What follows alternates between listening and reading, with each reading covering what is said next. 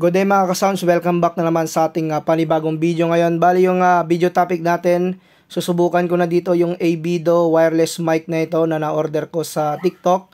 Bali yung gagamitin ko na speaker is yung active speaker ng Broadway. At saka naka-set up na rin ito na hanap ko na rin yung spot po dito na hindi po siya masyadong mag-feedback. So ito yung ginamit ko na wire, yung XLR, kasi meron din itong output na dalawa para sa XLR. Kung gusto yung gumamit ng PL, ayan, meron siyang PL. Tapos, ganyan lamang pala kaiksi yung kanyang antenna po dito. Bali, left and right po yan na antenna. Maganda na rin siyang gamitin pang small event kung naghahanap lang naman kayo ng napakamurang wireless mic. Makukuha nyo lang po yan sa halagang 2,500 pesos. So, kung may shipping fee pa po yan, so, pwede po siyang mas umangat yung kanyang presyo. So mga ka-sound, simulan na natin yung ating sound check dito sa ating Abido wireless microphone. Check 1 2. Low mic testing sound check 1 2 3. Check 1 2. Low mic testing sound check.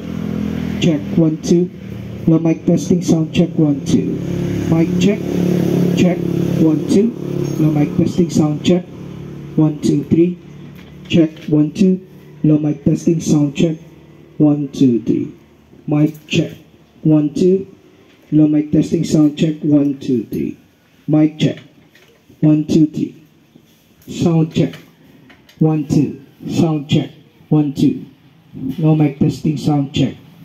Mic check 1 2. Low mic testing sound check 1 2 3.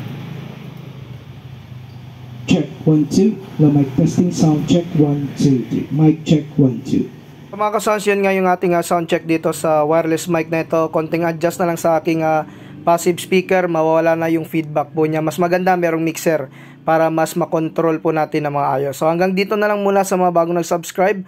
Huwag niyong kalimutan na i-hit yung notification bell button para sa mga video updates natin na i-upload. Maraming salamat mga ka-sounds.